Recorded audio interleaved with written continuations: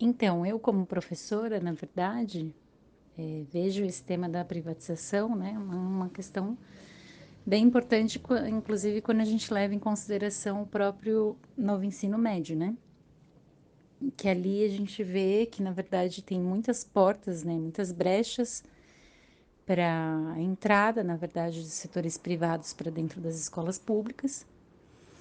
E isso, enfim, tem um resultado também, não só do repasse, né, do dinheiro público para instituições privadas, como também toda a precarização do próprio ensino, porque daí transforma o ensino em enfim, as escolas, né? Num lugar onde vai formar uma mão de obra, na verdade, barata e precarizada para o mercado de trabalho, para o mercado de trabalho que não precisa, enfim, de especialidade, não precisa de uma mão de obra mais bem formada. E isso, enfim, ligado também à terceirização, né? Porque a gente vê quanto que, na verdade, a terceirização avançou no nosso país. A gente vê isso dentro das escolas também, né? Os setores terceirizados lá dentro, né? As trabalhadoras da limpeza, trabalhadoras da cozinha, né? Da merenda. E que tem, assim, uma sobrecarga enorme, trabalhando em vários turnos, né? Para poder fechar alguma renda e um salário melhor, né?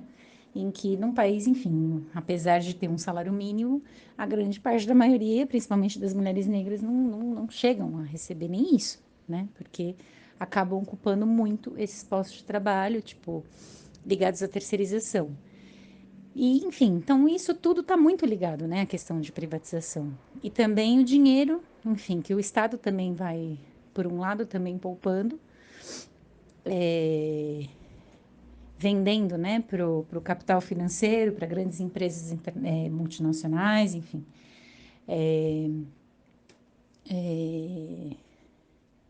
Enfim, as instituições estatais daqui, né, nacionais, em que dali também saem para ter o retorno, né, próprio financeiro para os serviços públicos do país, enfim. E aí passa, enfim, todo esse lucro, né, e todo esse dinheiro que sai para um investimento interno vai para as mãos dos acionistas, para as mãos dos grandes empresários, enfim. E aí o Estado também, pela via também de privatização, pela via de abrir mão, inclusive, de, de investimento, né? Quando a gente pensa, por exemplo, no próprio arcabouço fiscal, né? Que foi um ataque que saiu da mão diretamente do próprio PT, né?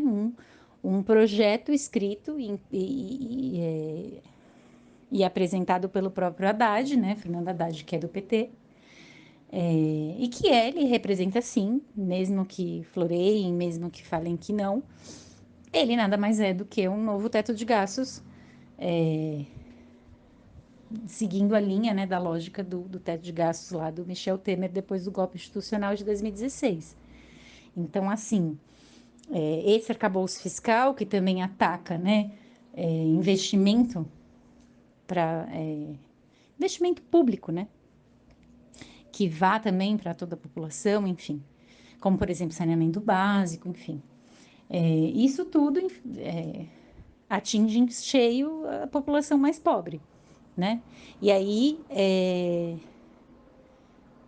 os estados, né, um governo, por exemplo, o arcabouço fiscal, ele abre caminho, né, uma política do PT abre caminho para o próprio Tarcísio de Freitas aqui em São Paulo, né, da extrema direita, tipo, ele conseguir, na verdade, atacar também mais profundamente a gente aqui, né? Porque daí ele ataca o investimento, se ele privatiza, é menos dinheiro do Estado indo para os serviços públicos, as grandes empresas que compram, né, essas instituições estatais lucram cada vez mais e, ao mesmo tempo, sobra dinheiro também, que seria, né, que poderia ir para esses investimentos, sobra dinheiro, na verdade, para o Estado repassar. Ainda mais que a gente sabe que são diversas formas, né, para os grandes empresários e principalmente para o pagamento da fraudulenta, né, ilegítima dívida pública, que existe, né? Então, é um grande enriquecimento também dos banqueiros e tudo mais.